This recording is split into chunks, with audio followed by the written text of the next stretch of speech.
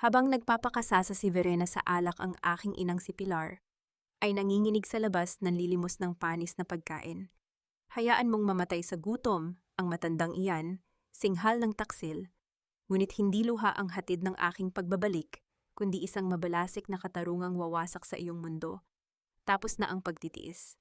Sino ang tunay na luluhod sa huli? Damhin mo ang lamig ng aking paghihiganti. Hawak ko ang isang maliit na pelus na kahon na naglalaman ng kwintas na brilyante isang regalo para sa ikapitumpung kaarawan ni nanay. Habang dahan-dahang humihinto ang sasakyan sa harap ng aming mansion sa Forbes Park, ang tanging nasa isip ko ay ang matamis niyang ngiti at ang higpit ng kanyang yakap na matagal kong pangarap habang nagpapakapagod ako sa Singapore. Ngunit ang bumati sa akin ay hindi ang malambot na tinig ni nanay, kundi ang matalim at mapang-alipustang boses ni Verena na umaalingaw-ngaw mula sa intercom ng gate na tila nakabukas para marinig ng buong mundo.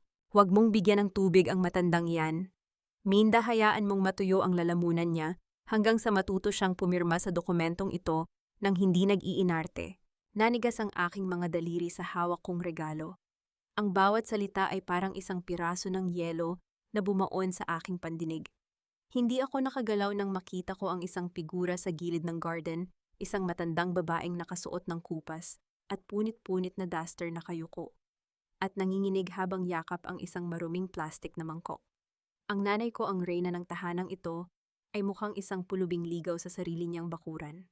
Bumukas ang gate at lumabas si Verena, suot ang kanyang mamahaling seda na damit, at tila ba isang anghel na bumaba mula sa langit hanggang sa makita niya ang aking sasakyan. Agad na nagbago ang kanyang anyo, ang kaninang nanlilisik na mga mata ay napalitan ng huwad na pagkagulat at kislap ng kagalakan na alam kong gawa-gawa lamang. Liza, oh my God, sister, bakit hindi mo sinabing darating ka na? You're so early. Patakbo siyang lumapit sa akin, akmang yayakapin ako, habang ang bango ng kanyang mahal na pabango ay pilit na tinatakpan ang amoy ng lansa at dumi sa paligid. Don't mind your mom, okay? Her dementia is getting so much worse. Bigla na lang siyang nagbibihis ng ganyan at nag-aaktong pulubi sa harap ng mga kapitbahay. It's so heartbreaking and so embarrassing for the family. Tiningnan ko siya ng diretso sa mga mata, isang tingin kasing talim ng labaha na madalas kong gamitin sa boardroom. Hindi ako kumurap. Hindi ako sumagot sa kanyang yakap. Sa halip, ibinaling ko ang aking paningin kay nanay, na ngayon ay nakatingin sa akin. Ang kanyang mga mata ay puno ng takot sa halip na pagkilala. Isang malalim na katahimikan ang bumalot sa akin, isang katahimikang hindi bunga ng kahinaan, kundi ng isang marahas na paggising ng aking kaisipan. Ito ba ang bunga ng bawat sentimong ipinadala ko? Ang aking mga sakripisyo sa ibang bansa ay naging panggatong lamang sa karangyaan ng isang ahas.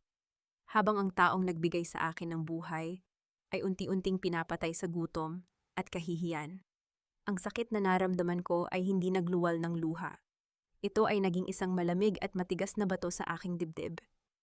Sa sandaling iyon, ang Liza na mapagbigay at maunawain ay tuluyan ng pumanaw. Ang natira ay ang babaeng nagpatakbo ng pinakamalalaking kumpanya sa Asia, ang babaeng marunong bumasag ng mga kalaban nang walang bakas ng emosyon. Dementia, Verena. Mahina kong tanong, ang boses ko ay kasing lamig ng simoy ng hangin sa hating gabi. Isang kakaibang uri ng sakit ang nagagawa ng pera, hindi ba nakakalimutan ng tao kung sino ang tunay na may-ari ng bahay na ito? Bakas ang bahagyang pagkabahala sa mukha ni Verena, ngunit agad itong napalitan ng kanyang nakasanayang pag-arte bilang biktima. Liza, you don't understand how hard it is to take care of her. Araw-araw akong nagtitiis. Araw-araw akong napapagod habang ikaw ay nandoon sa Singapore, nagpapakasarap sa pera mo. You have no right to judge me. Hindi ko siya pinansin. Naglakad ako palapit kay nanay at marahang kinuha ang maruming plastik na mangkok mula sa kanyang mga kamay. Naramdaman ko ang pangangaligkig ng kanyang balat, ang bawat buto na bakas sa kanyang manipis na braso. Humarap ako kay Verena at iniabot sa kanya ang mangkok. Hawakan mo ito, Verena, utos ko sa isang tinig na hindi tumatanggap ng huling pananalita. Mukhang mas bagay ito sa kamay mo kaysa sa nanay ko, at simulan mo na ring ihanda ang iyong mga gamit. Sapagkat mula sa segundong ito, ang bawat pribilehiyong tinatamasa mo sa ilalim ng aking pangalan ay tapos na. Tumalikod ako at inalalayan ng aking ina, hindi upang pumasok sa loob ng bahay, na puno ng kasinungalingan, kundi upang dalhin siya sa isang lugar na ligtas. Habang sinisimulan ko ang pagbuwag sa bawat pundasyon ng mundong itinayo ni Verena. Habang papalayo kami, narinig ko ang mabilis na pagtipa ng mga daliri ni Verena sa kanyang telepono, isang desperadong tawag sa kanyang mga kasabwat. Ngunit huli na ang lahat. Ang Reyna ay nagbalik na at hindi siya dala ng awa, kundi ng isang mabalasik na katarungan. Pagpasok namin sa guest house, sa dulo ng property, isang nakatiklop na papel ang nakita kong nakaipit sa ilalim ng plorera. Binuksan ko ito at binasa ang mga nakasulat na halatang minadali. Isang foreclosure notice mula sa bangko para sa mansion na ito na may petsang bukas na ang huling araw ng pagbabayad. Ang buong buhay ni nanay, ang lahat ng aking pinaghirapan, ay nakataya na sa isang sugal na hindi ko alam na sinimulan na pala ni Verena. Ang gabi ay balot ng isang mabigat na katahimikan, ngunit sa loob ng aking dibdib ay may isang bagyo na pilit kong pinapakalma sa pamamagitan ng malamig na lohika. Hindi pa sumisikat ang araw ng dahan-dahan kong nilisan ng guest house, iniwan ang aking inang mahimbing na natutulog sa malinis na kama sa unang pagkakataon matapos ang mahabang panahon. Ang bawat hakbang ko sa madilim na pasilyo ng mansyon ay tila paglalakad sa isang libingan ng mga alaala na unti-unti nang binubulok ng kataksilan. Tinungo ko ang likod ng bahay doon sa malayo, sa mga kumukutitap na chandelier at malalambot na carpet. Isang maliit na istruktura ang nakatayo malapit sa imbakan ng mga kagamitan sa hardin, isang bodega na matagal ko nang nakalimutan ang silbi. Ang kalawang na tunog ng pagpihit ng kandado ay bumasag sa katahimikan ng madaling araw, isang ingay na tila isang huling hiling ng katarungan. Pagbukas ng pinto, sinalubong ako ng amoy ng amag-alikabok at ang nakakasulasok na amoy ng kapabayaan. Sa loob ng maliit at madilim na espasyong iyon, walang bintana at walang kuryente. Ang tanging liwanag ay mula sa aking cellphone na nagpakita ng isang manipis na kutsyon sa sahig at isang tumpok ng mga basahan na nagsilbing kumot ni nanay. Sa gilid may isang maliit na sulo ng kandila na halos ubos na patunay na sa gitna ng karangyaan ng mansyon, ang aking ina ay namuhay sa kadiliman. Yumuko ako at naramdaman ang lamig ng semento. Doon sa ilalim ng kutsyon naramdaman ng aking mga daliri ang ilang piraso ng papel. Mga sulat ito. Sa bawat linyang isinulat ni nanay na may nanginginig na kamay, tila naririnig ko ang kanyang boses na humihingi ng tulong. Liza, anak, huwag kang mag-alala sa akin. Maayos ang trato sa akin ni Verena ang nakasulat sa isang pahina, ngunit ang mga patak ng tuyong luha sa papel ay nagsasabi ng ibang kwento. Sa kabilang panig, may mga listahan ng mga check at dokumentong pinilit siyang pirmahan, mga blankong papel, na ngayon ay naging sandata ni Verena upang ubusin ang aming yaman. Anong ginagawa mo rito, Liza? Sabi ko naman sa'yo, madumi rito at baka kung ano pang virus ang makuha mo. Ang boses ni Verena ay biglang sumulpot mula sa likuran ko, tila isang ahas na dahan-dahang gumagapang sa damuhan. Nakatayo siya sa may pintuan, nakabalabal ng mamahaling satin na robe, ang kanyang mukha ay puno ng huwad na pag-aalala na tila isang maskarang pilit na idinikit. Hindi ako lumingon agad. Maingat kong itinago ang mga sulat sa aking bulsa bago ako humarap sa kanya ng may blankong ekspresyon. Gusto ko lang makita kung saan mo itinago ang natitirang dignidad ng pamilyang ito, Verena. Pero mukhang pati ang dingding dito ay nahihiya sa ginawa mo. Tumawa siya ng pilit, isang tunog na walang bakas ng kagalakan. You're overreacting. Si Pilar ang may gusto niyan. Sabi niya masyadong maingay sa loob ng mansyon at gusto niya ng katahimikan. I was just being a good daughter-in-law by giving her what she wanted. Besides, her condition makes her paranoid. Baka saktan niya ang mga katulong kung hahayaan ko siyang malayang gumala. Naglakad ako palapit sa kanya, bawat pulgada ng aking katawan ay puno ng kontroladong galit. Ang tanging paranoid dito ay ikaw, Verena. Dahil alam mong sa oras na bumukas ang bibig ni nanay, guguho ang kahariang itinayo mo sa kasinungalingan. Isang sandali ng takot ang dumaan sa kanyang mga mata. Ngunit mabilis itong napalitan ng panunuya. And who will believe her, isang matandang ulyanin laban sa akin na siyang nag-alaga sa kanya. Good luck with that, sister-in-law. By the way, huwag kang masyadong magpakampante sa pamamalagi rito. Baka bukas makalawa wala na ring bahay na matitira para sa inyong dalawa. Umalis siya nang may kasamang pagindayog ng balakang kampante sa kanyang hawak na alas. Ngunit hindi niya alam na habang sinusuri ko ang bodega, may isang bagay akong nakita sa basurahan. Sa labas ng pinto, isang punit na dokumento na may logo ng isang kilalang bangko. Nang pagtabi-tabihin ko ang mga piraso, tila tumigil ang pagtibok ng aking puso. Ang titulo ng mansion na ito ang kaisa-isang ari-arian na ipinangako ko kay nanay na hinding-hindi mawawala ay isinanglanan ni Verena sa isang kumpanyang pag-aari ng aking pinakamalaking karibal sa negosyo, si Marcos Salcedo. At ang mas masakit ang nakapirma sa ilalim bilang garantor ay ang aking pangalan, isang perpektong panggagaya sa aking lagda, na tanging isang taong matagal nang nagmamasid sa akin ang makakagawa. Hindi lang pala pera ang kinuha niya. Ipinagpalit niya ang aking pangalan at ang aming tahanan para sa kanyang pansariling ambisyon. Sa labas nagsisimula ng sumilip ang unang sinag ng araw, ngunit sa aking isipan ang lahat ay naging kulay abo. Ang bawat sentimo ng utang na ito ay nakapangalan sa akin, at ang huling araw ng palugit ay mabilis na lumalapit. Ang umaga sa hapagkainan ay tila isang entablado ng isang masamang dula. Nakaupo si Verena sa dulo ng mahabang mesa, elegante sa kanyang sutlang damit, habang kumakain ng imported na steak at umiinom ng sariwang juice. Sa kabilang dulo, dahan-dahang sinusubuan ni nanay ng matabang na lugaw ang kanyang sarili. Ang bawat pagsubo ni nanay ay may kasamang panginginig, habang ang mga mata ni Verena ay nakatuon lamang sa kanyang tablet. Tila hindi nakikita ang taong nagbigay ng lahat para sa bahay na kanyang kinatatayuan. Liza dear, baka naman pwedeng madagdagan ang monthly remittance mo para kay mommy, panimula ni Verena habang pinupunasan ang kanyang labi ng telang napkin. The doctors in St. Luke's recommended a new type of experimental therapy para sa dementia niya. It's very expensive, you know. Around 500,000 pesos a month. Gagawin ko ang lahat para sa kanya pero kailangan ko ng suporta mo. Tiningnan ko ang lugaw sa harap ni nanay. Malabnaw, walang lasa at halatang tira-tira lamang mula sa nakaraang gabi. Isang pait ang gumapang sa aking lalamunan. Experimental therapy, Verena. O baka naman experimental boutique. Narinig kong naglabas ka ng bagong collection last week. Mukhang doon napupunta ang therapy ni nanay.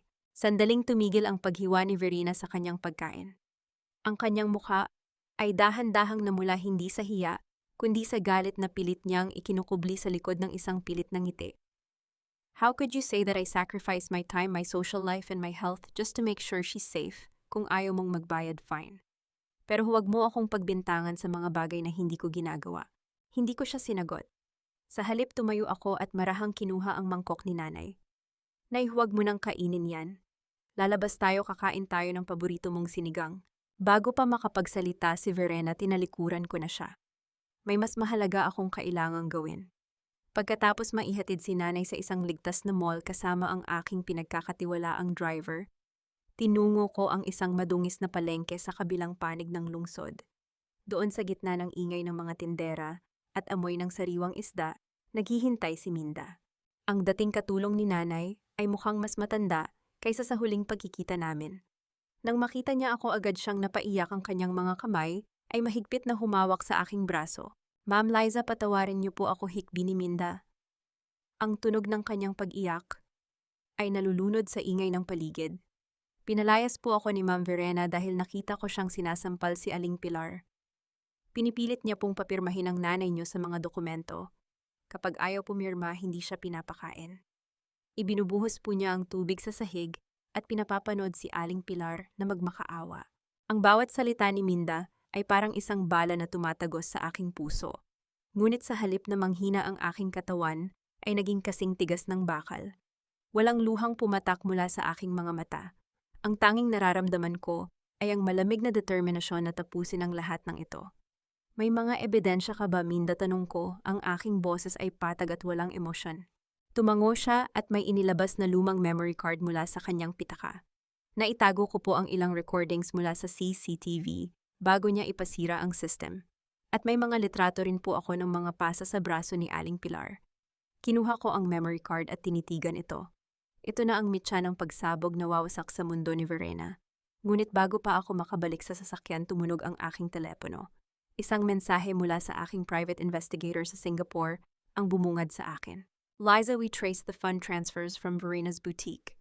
The money isn't just going to her business. She's been funneling it to an offshore account owned by Marcos Salcedo. They aren't just business partners. They've been seeing each other for years, even before you left for Singapore. Ang hangin sa paligid ko ay tila biglang nawala. Hindi lang pala pera at tahanan ang ninanakaw sa akin.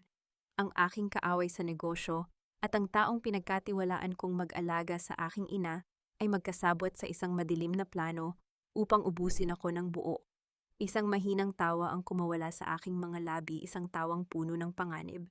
Verena Marcos, hindi niyo lang ako kinalaban. Binuksan niyo ang pinto ng impyerno at ako mismo ang hihila sa inyo papasok. Nasaan ang mga financial records ng Mansion Verena? Tanong ko habang nakatayo sa gitna ng opisina sa loob ng bahay. Ang bawat libro at folder sa istante ay tila maayos, ngunit alam kong ang mga numero sa loob ng mga ito ay kasing dumi ng budhi ng taong nasa harap ko. Humawak si Verena sa kanyang dibdib, ang kanyang mga mata ay nagsimulang mamasa. Liza naman, sinabi ko na sa iyo na wala ang mga ledger ng bumaha noong nakaraang buwan. Bakit ba kailangan mong busisiin ang lahat? Hindi ba sapat na buhay ang nanay mo at maayos ang takbo ng bahay? Buhay oo, pero maayos, huwag mong insultuhin ang talino ko. Sagot ko nang hindi nagbabago ang tono. May 3 araw ka para mahanap ang mga dokumentong iyan. Kung hindi ang mga auditor ko mula sa Singapore ang mismong kakatok sa pinto mo. Iniwan ko siyang tuliro at tumungo ako sa Makati sa tinatawag na Verena's House of Couture. Pagpasok ko sa butik, sinalubong ako ng marangyang dekorasyon, mga gintong frame, malalambot na sofa, at mga damit na nagkakahalaga ng daan-daang libong piso. Ngunit sa likod ng kinang ang mga racks ay puno ng mga lumang stock at ang mga tauhan ay tila walang ginagawa. Ang amoy ng pagkabigo ay mas matapang pa sa pabangong nakasabog sa hangin. Liza Alcaide, ang reynang nagbalik mula sa kanyang kaharian sa ibang bansa. Isang boses ang bumasag sa katahimikan. Lumingon ako at nakita ko si Marco Salcedo. Nakatayo siya sa may hagdanan, suot ang isang mamahaling suit, hawak ang isang baso ng whiskey. Ang kanyang ngiti ay puno ng pagyayabang, ang uri ng ngiti na nagsasabing, hawak niya ang leeg ko. Marcos, hindi ko alam na mahilig ka na pala sa mga damit ng babae. Seryoso kong sabi. Tumawa siya at lumapit sa akin. Ang amoy ng kanyang mamahaling tabako ay humahalo sa paligid. Hindi ako nandito para sa mga damit, Liza. Nandito ako para sa investment. Your sister-in-law is a very persuasive woman. At mukhang mas marunong siyang magnegosyo kaysa sa iyo. Habang ikaw ay abala sa Singapore, unti-unti nang nagbabago ang ihip ng hangin sa Manila. Ang ihip ng hangin ay nagdadala rin ng amoy ng basura, Marcos. Sagot ko habang tinititigan siya ng diretso. Alam ko ang ginagawa niyo. Ang aking kumpanya, ang aking pamilya. Hindi niyo yan makukuha ng ganun kadali. Talaga, kantaha. Bulong niya, ang kanyang mukha ay ilang pulgada na lang mula sa akin. You should have stayed in Singapore, Liza. Manila is a dangerous place for a woman who doesn't know her place. Malapit na ang anibersaryo ng Alcaide Group, hindi ba ihanda mo ang sarili mo? Baka iyon na ang huling gabing tatawagin kang bilyonarya. Hindi ako kumurap. Tinalikuran ko siya nang walang pasabi. Habang naglalakad ako palabas, tumingin ako sa malaking salamin ng butik.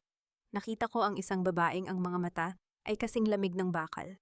Hindi na ako ang anak na babaeng nagpapadala lang ng pera. Ako na ang mga ngaso at ang mga hayop na ito ay pumasok sa maling teritoryo. Pagbalik ko sa mansyon, sinalubong ako ng isang nakakabahalang ingay mula sa kwarto ni nanay.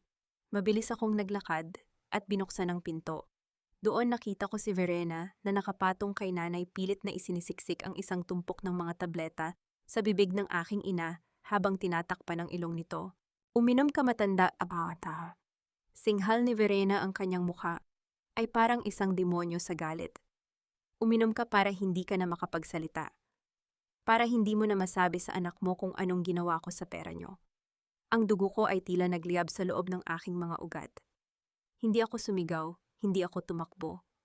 Naglakad ako ng dahan-dahan, ang bawat hakbang ko ay tila isang hatol ng kamatayan para sa taong nasa harap ko. Hinitit ko ang lahat ng hangin sa aking baga habang ang aking kanang kamay ay mabilis na bumaon sa pulso ni Verena. Ang higpit ng aking pagkakahawak ay sapat na upang marinig ang mahinang tunog ng kanyang mga buto na tila nagkakagidgiran. Ang mga tableta ay kumalat sa sahig, nagtalunan sa puting tiles na tila mga maliliit na buto ng kamatayan. Bitawan mo siya, Verena. Ngayon din, ang aking boses ay hindi malakas, ngunit ito ay may bigat ng isang hatol na hindi pwedeng baliin. Gulat na napalingon si Verena, ang kanyang mga mata ay nanlilisik sa takot at gulat. Agad siyang bumitiw at umatras, pilit na inaayos ang kanyang nagusot na damit habang humahabol ng hininga. Liza, ginugulat mo ako, pinapainom ko lang siya ng bitamina dahil tumatanggi siyang kumain. Huwag kang mag-isip ng kung ano-ano. Hindi ko siya tinignan. Inalalayan ko si nanay na maupo, ang kanyang katawan ay tila isang tuyong dahon na nanginginig sa gitna ng bagyo. Kinuha ko ang baso ng tubig at dahan-dahang pinainom ang aking ina habang nararamdaman ko ang bawat kabog ng kanyang puso na tila humihingi ng saklolo. Lumabas ka, Verena. Bago ko makalimutan na tao ang kaharap ko, sabi ko nang hindi inaalis ang tingin kay nanay. Fine, magpakabayani ka kung gusto mo, pero tandaan mo ikaw ang nag-iwan sa kanya rito. Singhal ni Verena bago padabog na isinara ang pinto. Nang mawala ang tunog ng kanyang mga hakbang, ang silid ay binalot ng isang nakabibinging katahimikan. Humarap ako kay nanay, handa ng humingi ng tawad, ngunit ang kanyang mga mata ay biglang nagliwanag ng isang uri ng talino na matagal nang itinago ng takot. Hinawakan niya ang aking kamay, ang kanyang mga daliri ay malamig ngunit mahigpit. Liza, anak, huwag kang lalaban. Bulong ni nanay, ang kanyang boses ay tila isang kalansing ng basag na kristal. Papatayin ka nila, may mga papel silang hawak, mga papel na may pirma mo. Sabi ni Verena, kapag nagsumbong ako, ipakukulong ka nila sa Singapore. Hindi ko kayang makita kang nasa likod ng rehas dahil sa akin. Ang aking puso ay tila nadurog sa libu-libong piraso. Ang pananahimik ni nanay ay hindi dahil sa demensya, hindi dahil sa katandaan. Ito ay dahil sa pinakadalisay at pinakamasakit na uri ng pag-ibig, ang pag-ibig ng isang ina na handang mabulok sa kadiliman para lamang protektahan ang kanyang anak. Ginamit ni Verena ang tanging kahinaan ni nanay ako. Isang matinding init ang gumapang mula sa aking dibdib patungo sa aking utak. Ang bawat sakripisyo ko, ang bawat gabing hindi ako natulog sa Singapore, para lamang mapaganda ang buhay namin, ay ginamit ni Verena bilang mitya ng aming pagkasira. Ngunit sa halip na sumigaw, isang kakaibang katahimikan ang bumalot sa aking diwa. Ang aking galit ay naging kristal, malamig, matigas, at handang sumugat. Nay, makinig ka sa akin, sabi ko habang tinititigan ko siya nang may paninindigan. Hinding-hindi na sila makakapanakit muli. Ang bawat luhang ibinuhos mo sa bodegang iyon, babayaran nila ng higit pa sa yaman nila. Hindi na ako ang batang kailangan mong protektahan. Ako na ang magiging kuta mo. Tumayo ako at inayos ang aking sarili. Ngunit bago ko pa mahawakan ang doorknob, isang malakas na katok ang bumasag sa katahimikan ng mansyon. Sumunod ay ang asul at pulang liwanag na naglalaro sa mga bintana kasabay ng tunog ng mga sirena na tila nagbabadya ng panganib. Pagbaba ko sa sala, sinalubong ako ng 4 na armadong pulis. Sa likod nila nakatayo si Verena, hawak ang isang panyo at kunwaring humihikbi, habang si Marcos ay nakasandal sa pintuan ng mansyon na may mapanuyang ngisi. Iyan po siya, Officer Ann. Turo ni Verena sa akin, ang kanyang boses ay puno ng huwad na pait. Iyan ang hipag ko na galing sa Singapore. May naitatago siyang mga illegal na kontrabando sa loob ng kanyang mga maleta. Ayaw ko pong madamay ang pamilya namin sa mga illegal na gawain niya. Tumingin ako sa paligid.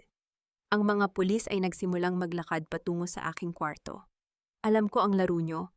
Itatanim nyo ang ebidensya para tuluyan akong mawala sa landas nyo. Isang bahagyang ngiti ang sumilay sa aking mga labi, isang ngiting hindi nila inaasahan. Ang tunog ng mabibigat na hakbang ng mga pulis sa aming hagdanang gawa sa Nara ay tila isang martilyo na pumapako sa katahimikan ng gabi. Nakatayo ako sa gitna ng sala, nakahalukip-kip, habang pinapanood ko ang paghalughog nila sa aking mga kagamitan.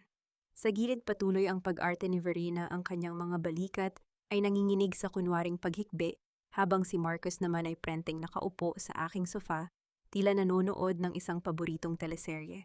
Ma'am, kailangan naming buksan ang lahat ng ito, sabi ng isang opisyal habang itinuturo ang aking mga maleta. Gawin niyo ang trabaho niyo, Officer Chan, sagot ko ng may malamig na ngiti.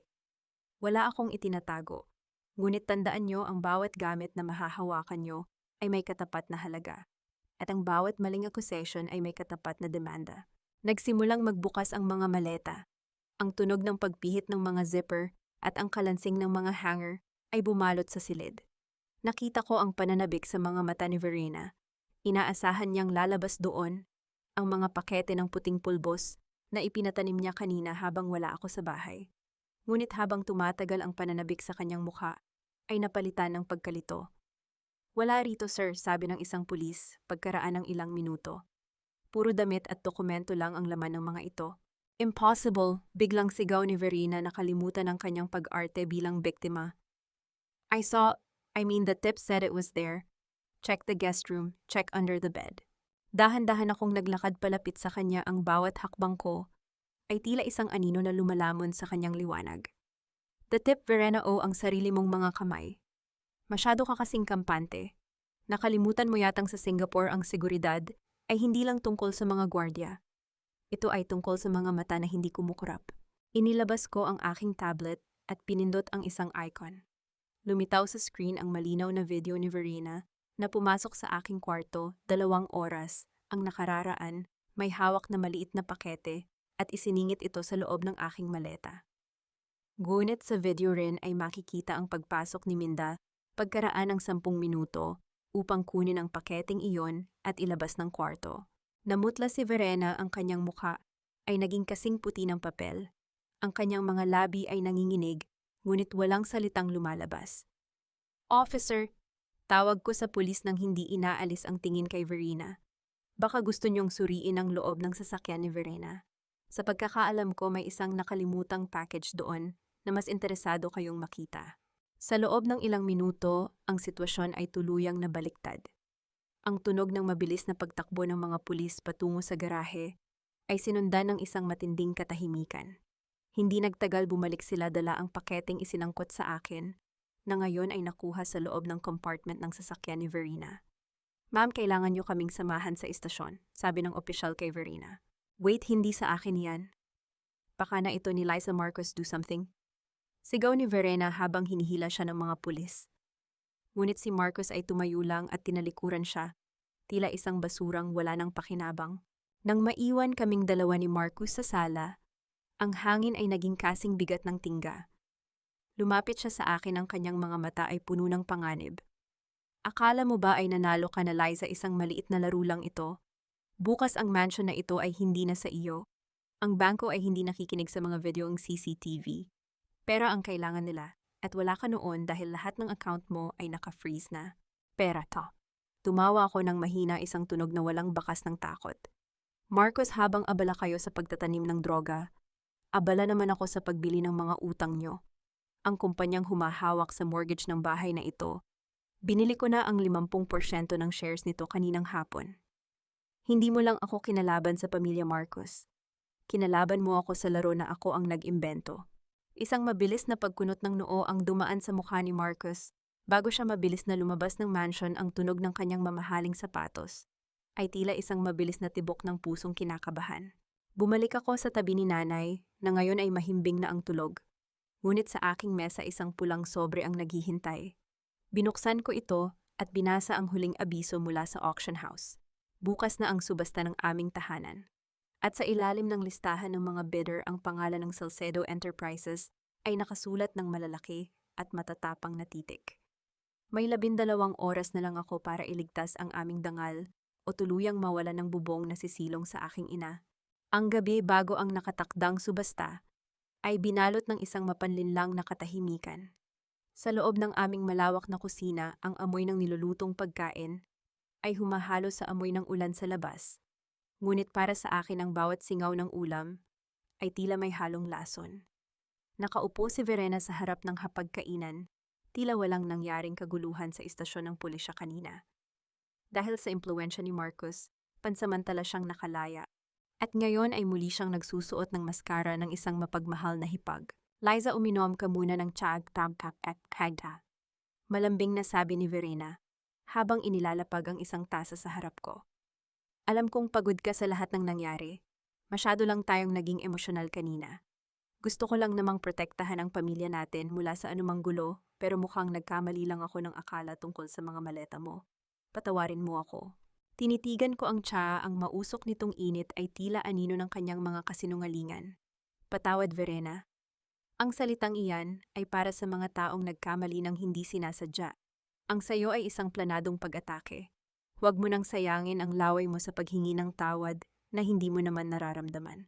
Bahagyang nanginig ang kamay ni Verena, ngunit mabilis siyang kumuha ng isang dokumento mula sa kanyang bag. Huwag na tayong mag-away, Liza. Para ito kay nanay. Kailangan nating ilipat ang pangalan ng mansion sa isang trust fund para hindi ito makuha ng mga creditors. Kailangan ko lang ang pirma mo sa power of attorney na ito. Para sa kalusugan ni Pilar, para sa seguridad niya. Please gawin mo ito para sa kanya.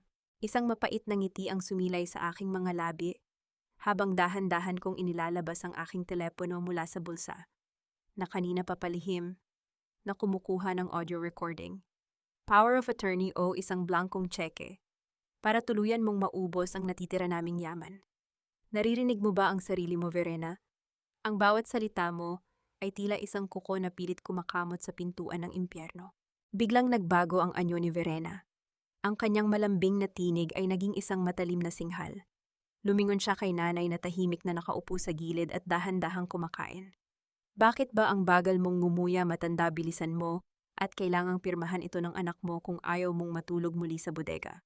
Akmang hahablutin ni Verena ang braso ni nanay upang itayo ito, ngunit bago pa man dumapo ang kanyang mga daliri, mabilis kong hinawakan ang kanyang pulso. Ang aking pagkakahawak ay kasing tigas ng bakal, sapat na upang makita ang gulat at kirot sa kanyang mga mata. Walang sampal na naganap, ngunit ang bigat ng aking presensya ay tila isang dambuhalang pader na gumigipit sa kanya. Huwag na huwag mo siyang hahawakan muli. Bulong ko, ang bawat salita ko ay may kalakip na panganib na hindi kayang tapatan ng anumang sigaw. Ang bawat banta mo, ang bawat pangingikil mo ay nakatala na rito. At sa oras na lumabas tayo sa bahay na ito, sisiguraduhin kong ang tanging lugar na matitirahan mo ay isang selda na walang bintana. Padabog na binawi ni Verena ang kanyang kamay. Ang kanyang dibdib ay mabilis na tumataas at bumababa sa galit. Akala mo ba ay kontrolado mo ang lahat? Bukas sa harap ng lahat ng mga kasosyo natin sa negosyo, dudurugin kita. Hahanap ako ng paraan para makuha ang lahat sa iyo. Hindi ko siya sinagot. Pinanood ko lang siyang maglakad palabas ng kusina. Ang bawat pagindayog ng kanyang katawan ay puno ng desperasyon. Ngunit sa gitna ng tensyon, ang tunog ng aking telepono ay muling bumasag sa katahimikan. Ito ay isang tawag mula sa aking bank manager sa Singapore. Ma'am Liza, kailangan naming kumpirmahin ang isang transaksyon, sabi ng boses sa kabilang linya. Mayroong nagtatangkang mag-withdraw ng inyong buong emergency fund gamit ang isang online transfer request. Ang account na gagamitin ay nakapangalan sa Verena's House of Couture. Itutuloy po ba namin? Naramdaman ko ang mabilis na pagdaloy ng adrenaline sa aking mga ugat. Hindi lang pala ang mansyon ang gustong kunin ni Verena. Gusto niya akong iwanang walang kahit isang sentimo bago pa man sumapit ang bukas. Isang malamig na tawa ang kumawala sa aking mga labi habang nakatingin ako sa labas ng bintana, kung saan ang kidlat ay nagbibigay ng panandaliang liwanag sa madilim na langit. Hayaan niyo siyang sumubok. Sagot ko sa manager, ang aking tinig ay puno ng awtoridad. Ngunit huwag niyong ibibigay ang pera. Sa halip, i-trace niyo ang IP address at ihanda ang lahat ng log files. May gagamitin akong ebidensya para sa isang malaking anunsyo bukas. Binaba ko ang telepono at muling tumingin kay nanay na ngayon ay nakatitig sa akin ng may pag-aalala. Hinawakan ko ang kanyang nanginginig na kamay at hinalikan ito. Ang laban na ito ay hindi na lang tungkol sa pera. Ito ay tungkol sa bawat segundong kinuha nila sa amin. Nang muli kong tingnan ang aking tablet, nakatanggap ako ng isang email mula sa auction house. May isang bagong bidder na pumasok, isang lihim na corporation na ang pangalan ay nakasulat sa codes. At ang kanilang bid ay doble sa halagang inaalok ni Marcos. Isang panibagong kaaway ang lumabas sa dilim, o marahil isang panibagong alas na hindi ko inaasahan. Ang bawat kislap ng mga dambuhalang chandelier sa ballroom ng Manila Diamond Hotel ay tila mga bituing nagmamasid sa isang nakatakdang trahedya. Ang amoy ng mamahaling alak at ang mahinang himig ng mga biolin ay bumabalot sa silid na dinadaluhan ng mga pinakamaimpluwensyang tao sa bansa. Ito ang anibersaryo ng Alcaide Group, ang kumpanyang itinayo ko mula sa dugo at pawis, ngunit ngayong gabi, tila isa itong entablado para sa isang kudeta.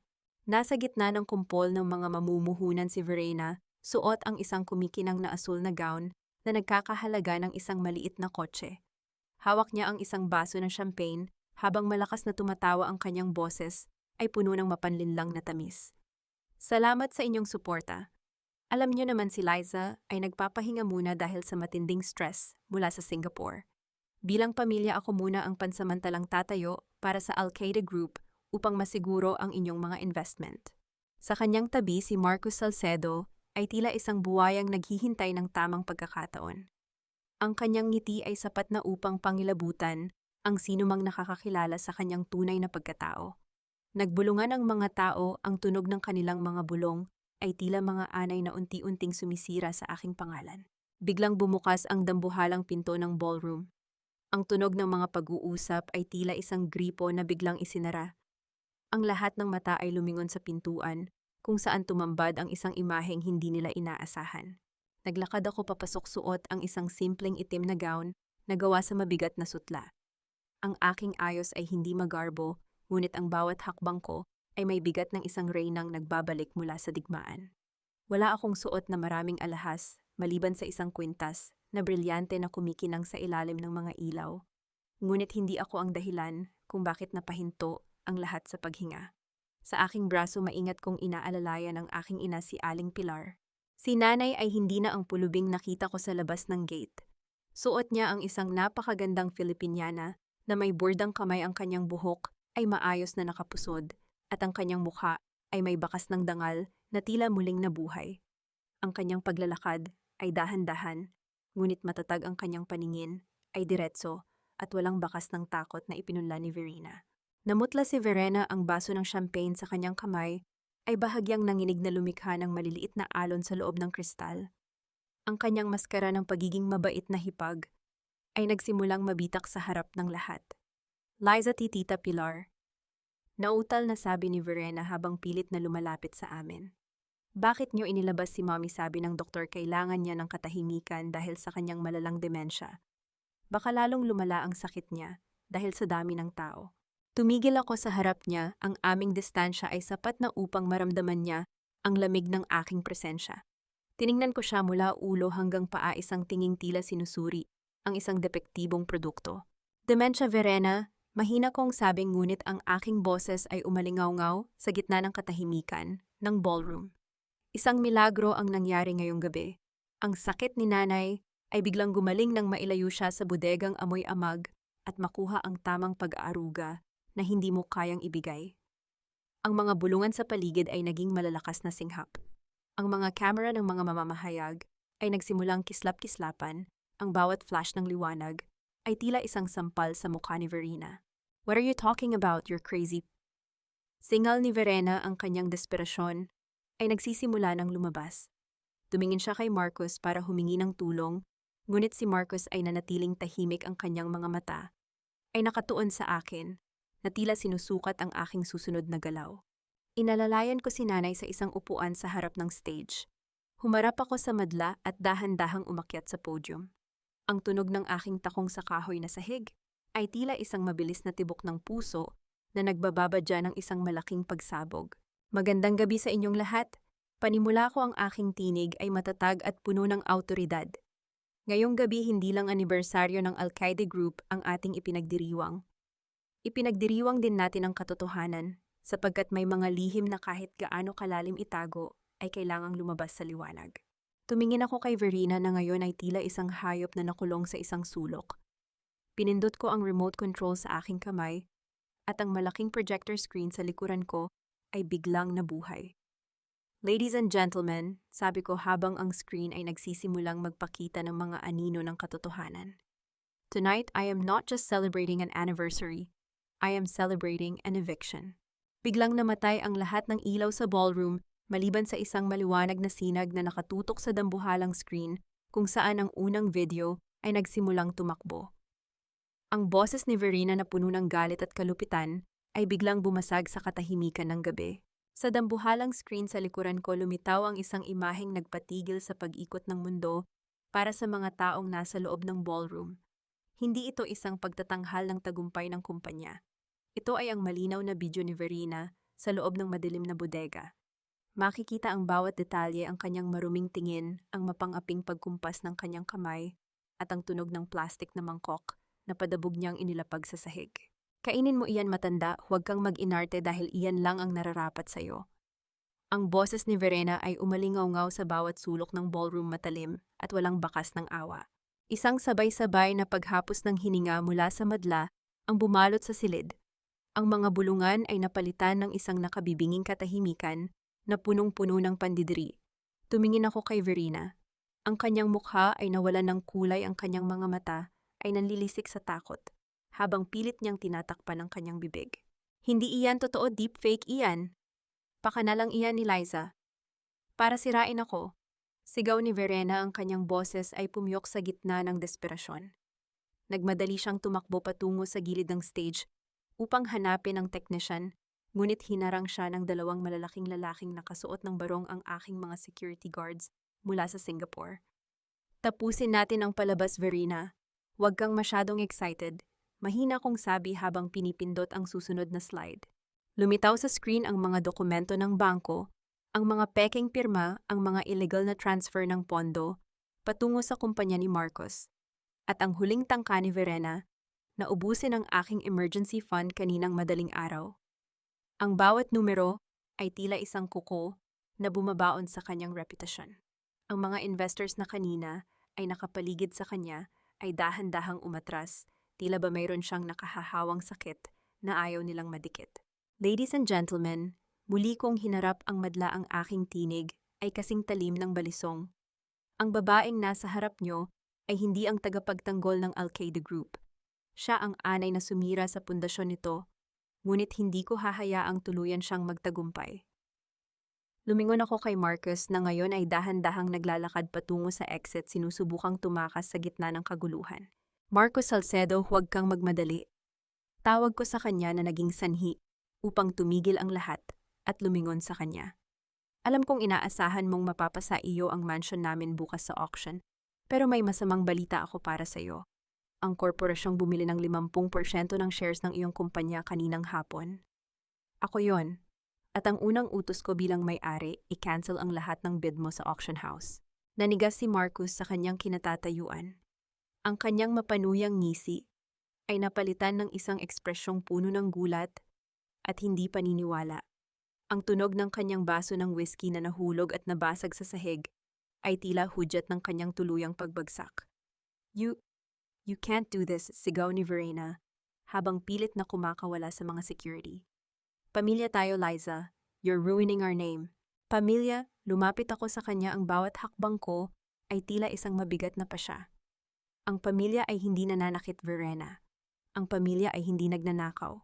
Ang ginawa mo ay isang krimen at ang hustisya ay hindi tumitingin sa apelido. Sa gitna ng ballroom, lumitaw ang tatlong lalaking nakasuot ng asul na uniforme. Ang kalansing ng mga poses na inilalabas nila ay tila isang musika sa aking pandinig.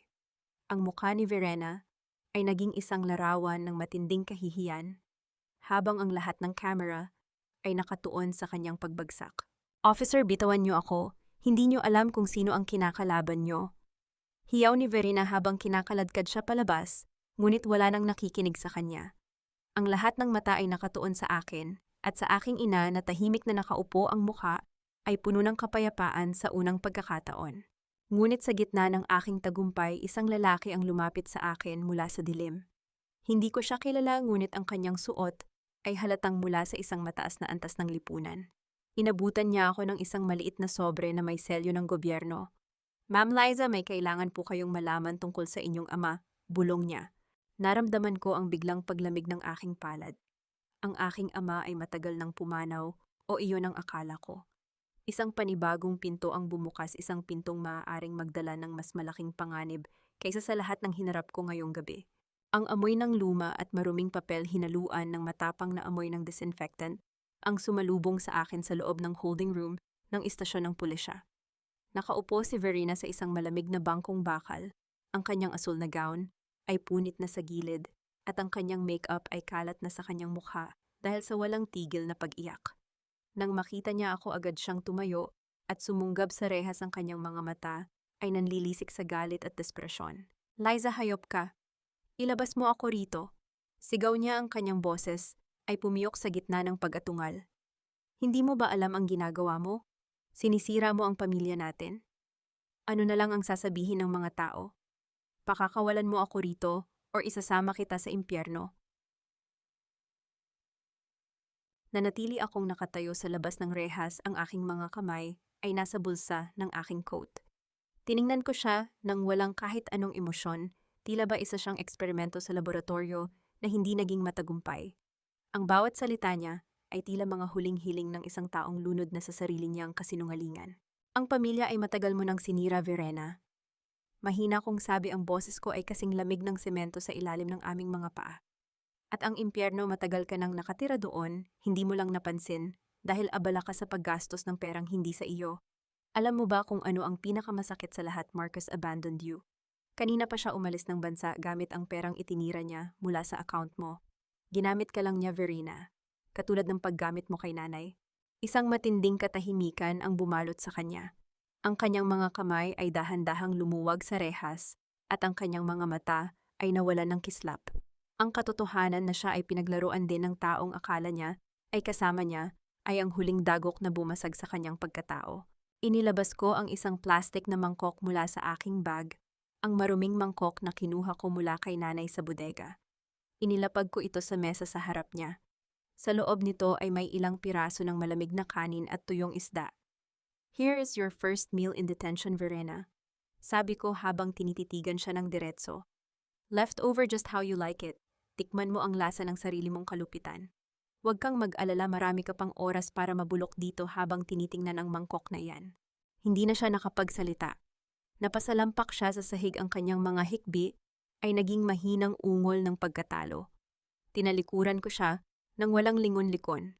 Sa labas ng istasyon naghihintay ang aking abogado, dala ang isang folder na naglalaman ng opisyal na pagkansela ng mortgage sa aming mansion. Ang bahay ay muling amin, malinis at malaya sa anumang utang. Sumakay ako sa aking sasakyan at tiningnan ang sobrang ibinigay sa akin sa gala. Binuksan ko ito nang may nanginginig na kamay. Sa loob ay may isang lumang litrato ng aking ama sa isang lugar na mukhang isang maliit na isla sa timog at isang sulat na may selyo ng isang sikat na ospital sa Mindanao. Siya ay buhay pa, Liza, ang nakasulat sa isang maliit na note. Ngunit hindi siya ang taong naaalala mo. Ang anino ng nakaraan ay mas madilim kaysa sa inaakala mo. Isang malamig na kilabot ang gumapang sa aking likuran. Ang aking ama na akala ko ay pumanaw na 15 taon na ang nakararaan ay buhay. Bakit siya nagtago? At sino ang taong nagpadala ng impormasyong ito? Habang umaandar ang sasakyan pabalik sa mansyon, alam kong ang digmaang ito ay hindi pa natatapos. Ang pagdurusa ni Verena ay simula pa lamang. May mas malalim na misteryo ang bumabalot sa pamilya Alcaide at hindi ako titigil hanggang hindi ko nahuhubad ang huling maskara. Ang pagbabalik namin sa mansyon ay tila isang ritual ng paglilinis. Sa unang pagkakataon, matapos ang mahabang panahon, ang bawat bintana ay binuksan ko ng malapad upang papasukin ang sikat ng araw at ang sariwang hangin na tila nagtatanggal ng amoy ng lason na iniwan ni Verena. Ang mga tauhan sa bahay na naging kasabwat sa pananahimik ay pinalitan ko na lahat. Ang mga bago ay dumaan sa masusing pagsusuri ng aking team sa Singapore. Ang katahimikang bumabalot sa bawat pasilyo ay hindi na nakakabingi kundi puno ng kapayapaan. Sa loob ng malaking master bedroom, pinanood ko ang aking mga tauhan habang inilalabas ang lahat ng gamit ni Verena.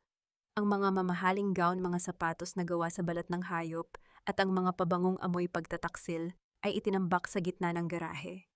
Hindi ko balak ibenta ang mga ito. Bawat hibla ng tela ay may bahid ng luha ni nanay. Sa isang senyas ng aking kamay sinimulan ang pagsunog sa mga ito. Ang itim na usok na pumaitaas sa langit ay tila huling buntong hininga ng isang madilim na kabanata sa aming buhay. Pinasok ko ang silid ni nanay. Ang totoong silid niya, hindi ang madilim na bodega. Ang mga telang seda na kulay abo at asul ay pinalitan ko ng malalambot na linen na puti kasing puti ng pag-asang nais kong ibalik sa kanya. Nakita ko si nanay na nakaupo sa tabi ng bintana, nakatingin sa malawak na hardin. Sa unang pagkakataon, ang kanyang mga mata ay hindi na naghahanap ng pagtakas. Naitawag ko habang dahan-dahang lumalapit sa kanya. Hawak ko ang isang platong puno ng mainit na adobo. Ang paborito niyang luto na ako mismo ang naghanda kaninang madaling araw. Kain na po tayo. Masarap ang luto ko, hindi malabnaw gaya ng lugaw na ibinibigay sa iyo noon. Marahan siyang lumingon at ngumiti isang ngiting tila isang sugat na nagsisimula ng maghilom. Kinuha niya ang aking kamay at hinaplos ito. Liza anak, hindi ko kailangan ng malaking bahay. Hindi ko kailangan ng mga brilyante. Ang kailangan ko lang ay ikaw. Patawarin mo ako kung naging pabigat ako, kung naging mahina ako sa harap ng kaaway. Lumuhod ako sa kanyang harap at isinandal ang aking ulo sa kanyang kandungan. Ang amoy ng baby powder at ang init ng kanyang palad ay tila nagpabalik sa akin sa panahong wala pa akong iniisip na dolyar or stocks. Ako dapat ang humingi ng tawad, Nay. Akala ko sapat na ang pera. Akala ko ang tagumpay ko sa ibang bansa ay sapat na para maging masaya ka. Nakalimutan kong ang pinakamahalagang kailangan mo ay ang presensya ko. Doon sa katahimikan ng silid ay nagkaroon kami ng isang kasunduan na walang nakasulat sa papel. Hindi na ako babalik sa Singapore ng matagalan. Ang aking negosyo ay patatakbuhin ko na mula rito sa Manila upang masigurong walang sinuman ang muling makakahawak kahit sa dulo ng buhok ni nanay. Ang aking yaman ay gagamitin ko upang itayo ang isang foundation para sa mga matatandang biktima ng pang-aabuso, isang paraan upang ang bawat plastic na mangkok na ginamit ni Verena ay mapalitan ng dignidad para sa marami. Paglabas ko ng kwarto, sinalubong ako ng aking secretary, dala ang mga sulat na nakuha mula sa mailbox ng mansion. Sa gitna ng mga bayarin at business letters, isang sobrang kulay abo ang kumuha ng aking atensyon. Wala itong return address, ngunit ang amoy nito, ang amoy ng sigarilyong menthol, ay agad kong kinilala. Ito ay mula sa loob ng kulungan mula kay Verena. Binuksan ko ito at binasa ang iilang linyang nakasulat sa dugo o pulang tinta. Akala mo ba ay natapos na ang lahat, Liza? Ang mansion na iyan ay itinayo sa mga buto ng kasinungalingan ng tatay mo. Hindi siya namatay sa aksidente. Nagtago siya dahil ninakawan niya ang mga taong mas malakas sa inyo. At ngayon nahanap na nila ang bakas niya. Ikaw ang susunod. Naramdaman ko ang mabilis na tibok ng aking puso, ngunit hindi ito dahil sa takot. Ito ay dahil sa galit na tila isang buhay na baga. Isang malamig na tawa ang kumawala sa aking mga labi habang dahan-dahan kong pinupunit ang sulat sa maliliit na piraso. Itinapon ko ang mga ito sa ashtray at sinindihan ang aking lighter. Pinanood ko ang mga salita ng sumpa ni Verena na maging abo tila isang huling desperadong sigaw ng isang taong wala ng kapangyarihan. Hindi mo ako matatakot, Verena. Ang anino ng aking ama ay maaaring madilim, ngunit ako ang apoy na susunog sa bawat lihim na pilit niyang itinago. Tumingin ako sa salamin sa pasilyo. Nakita ko ang isang babaeng hindi na lamang basta strong, independent Filipina. Nakita ko ang isang reynang handang sumabak sa huling digmaan. Ang pagbabalik ni nanay sa kanyang trono ay tapos na, ngunit ang paglalakbay ko sa madilim na nakaraan ng pamilya Alcaide ay magsisimula pa lamang. Ang tunog ng aking telepono ay muling bumasag sa katahimikan. Isang tawag mula sa isang hindi kilalang numero sa Mindanao. Hello, sagot ko. Ang boses ko ay kasing patag ng isang tahimik na dagat bago ang bagyo. Liza, anak. Ang boses sa kabilang linya ay galing sa isang lalaki basag matanda at puno ng pagsisisi. Huwag kang pupunta rito, itago mo ang nanay mo, darating na sila. Bago pa ako makasagot ang linya, ay naputol sa gitna ng tunog ng isang mabilis na sasakyan at ang kalansing ng isang bagay na nabasag sa kabilang panig. Ang tunog ng pagkaputol ng linya sa kabilang bahagi ng telepono ay tila isang babala ng paparating na unos. Ngunit sa pagkakataong ito, hindi ako ang punong lalamunin ng hangin. Ako ang matatag na pader na sasangga sa bawat hampas ng alon. Hindi ko hinayaang manginig ang aking mga kamay. Sa halip, mabilis kong tinawagan ang aking head of security sa Singapore at ang aking mga abogado sa Manila.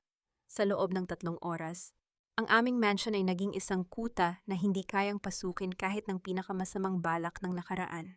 Kinabukasan, habang ang araw ay dahan-dahang sumisikat sa itaas ng mga puno ng Nara, 2 itim na sasakyan ang huminto sa harap ng aming gate. Hindi sila pulis at lalong hindi sila mga kaibigan.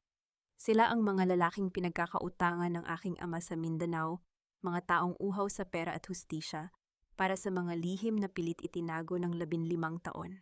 Naglakad ako palabas ng pinto mag-isa, bitbit lamang ang aking tablet at ang aking matibay na paninindigan. Hindi ako nagpakita ng takot nang bumaba ang kanilang leader, isang lalaking may pilat sa mukha at may matigas na anyo. Nasaan ang tatay mo, Liza Alcaide? Singhal niya, ang kanyang boses ay puno ng banta. Matagal na kaming naghihintay. Panahon na para bayaran niya ang lahat ng kinuha niya sa amin. Tiningnan ko siya ng diretso sa mga mata, ang aking mukha ay kasing tigas ng semento. Ang tatay ko ay isang anino ng nakaraan at wala siya rito. Ngunit ang bawat sentimong kinuha niya sa inyo kasama ang interes ay narito na sa harap niyo. Kaninang madaling araw binili ko na ang lahat ng inyong mga utang sa bangko at ang inyong mga naluluging negosyo. Ngayon ako na ang may-ari ng inyong mga ari-arian. Napatigil ang lalaki, ang kanyang pagyayabang ay napalitan ng matinding kalituhan. Ipinakita ko sa kanya ang screen ng aking tablet, ang mga dokumentong nagpapatunay na sa isang gabi binaliktad ko ang kanilang kapangyarihan. Maari kayong pumasok at subukang saktan kami. Patuloy ko, ang boses ko ay matalim at walang panginginig. Ngunit sa oras na gawin niyo iyon, ilalabas ko ang mga ebidensya ng inyong mga ilegal na aktibidad na nakuha ko mula sa mga files ng tatay ko. O maaari kayong umalis ng mapayapa, dala ang kabayaran na inilaan ko at kalimutan na ang pangalang Alcaide. Pilin niyo ang inyong katapusan. Isang matagal na katahimikan ang bumalot sa aming pagitan. Ang tunog ng mga kuliglig sa paligid ay tila isang mabilis na tibok ng puso. Sa huli, dahan-dahang umatras ang lalaki, kinuha ang iniaalok kong tseke at sumakay pabalik sa kanyang sasakyan nang walang sabi-sabi. Ang pananakot na nagmula sa nakaraan ng aking ama ay natapos hindi sa dahas, kundi sa talino ng isang babaeng marunong maglaro sa sariling mundo. Pagpasok ko sa loob, sinalubong ako ni nanay sa sala. Hawak niya ang isang lumang litrato ni tatay, ngunit sa halip na iyak, isang malalim na buntong hininga ang kumawala sa kanya. Pinunit niya ang litrato sa 4 na bahagi at itinapon sa basurahan. Tapos na ang pagtatago natin, Liza. Mahina niyang sabi, ang kanyang boses ay puno ng kapayapaan. Hayaan mo na ang tatay mo sa kanyang piniling landas. Ang mahalaga ay tayo at ang buhay na itatayo natin dito.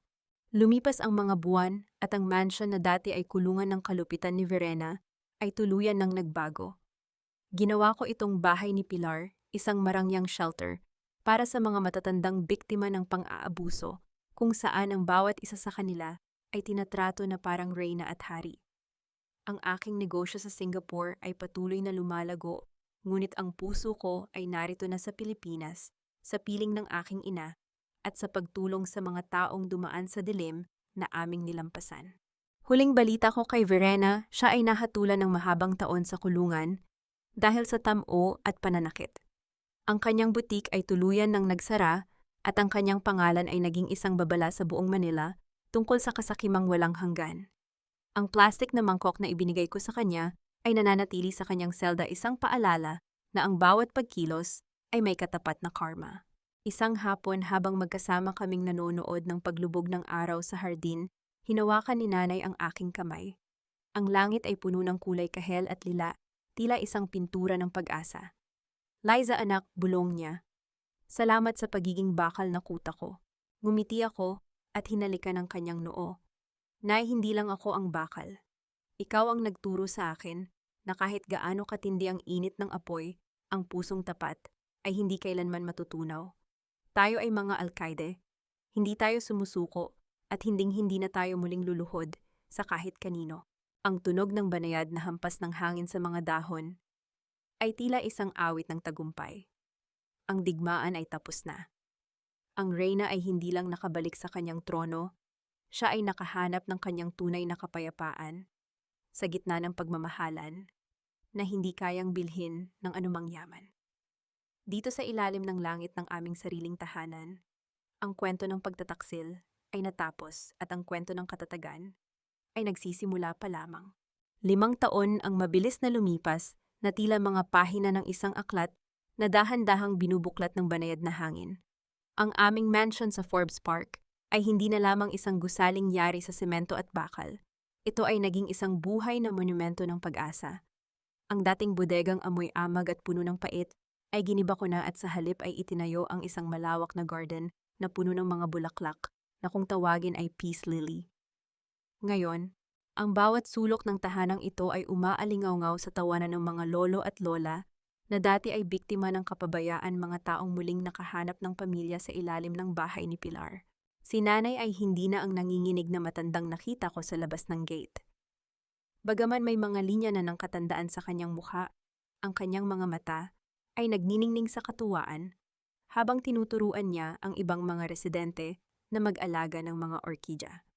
Sa bawat paghawak niya sa lupa, tila itinatanim niya rin ang mensahe na ang bawat sugat gaano man kalalim ay kayang paghilumin ng tamang kalinga. Isang hapon habang binabasa ko ang mga report mula sa aking mga negosyo sa Singapore at Manila, inabutan ako ng aking sekretary ng isang litratong kuha mula sa Correctional Institute for Women. Doon makikita ang isang babaeng nakasuot ng orange na uniforme, nakaupo sa isang sulok, at nakatitig sa kawalan. Si Verena, wala na ang kanyang ganda, wala na ang kanyang mga mamahaling hiyas, at higit sa lahat, wala na ang kanyang dignidad.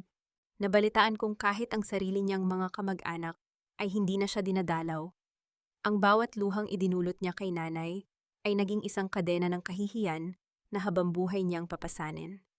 Ang katarungan ay hindi laging mabilis, ngunit sa huli ito ay laging tiyak at walang kinikilingan.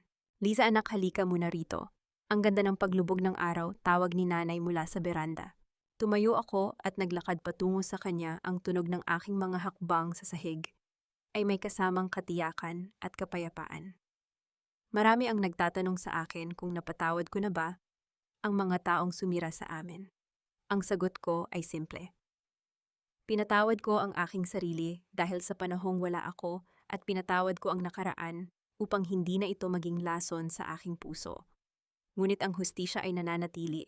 Hindi ko kailangang magalit upang siguruhing ang bawat pagkakamali ay may katapat na pananagutan. Inakbayan ko si nanay habang pinagmamasdan namin ang langit na puno ng kulay ginto at rosas. Sa puntong ito ng aking buhay, natutunan ko ang pinakamahalagang aral na nais kong iwan sa lahat ng mga kababaihan. Ang tunay na yaman ay hindi nasusukat sa laki ng iyong bank account o sa ningning ng iyong mga alahas. Ang tunay na tagumpay ay ang kakayahang protektahan ang mga taong mahal mo at ang lakas na tumayo ng mag-isa sa gitna ng bagyo nang hindi nawawala ang iyong sarili. Nay, masaya ka ba? Tanong ko habang nakasandal sa kanyang balikat. Higit pa sa masaya, Liza, dahil nakita kong naging mas matibay ka kaysa sa anumang bakal na nagamit mo sa pagpapatayo ng bahay na ito, sagot niya ng may kasamang mahigpit na yakap. Ang bahay ni Pilar ay hindi lang isang shelter. Ito ang aking pamana. Isang pamana ng katatagan ng talino at ng pag-ibig na hindi kailanman sumusuko. Habang dahan-dahang naglalaho ang araw sa abot tanaw, alam kong ang aming kwento ay hindi natatapos sa paghihiganti. Natatapos ito sa paghilom sa pagbangon at sa isang bagong simula na puno ng liwanag. Tumingin ako sa huling pagkakataon sa malawak naming bakuran. Ang anino ng nakaraan ay tuluyan ng napalitan ng liwanag ng kasalukuyan. Kami ay mga alkaide, mga babaeng dumaan sa apoy, ngunit lumabas na mas makinang at mas matatag kaysa sa anumang brilyante sa mundo.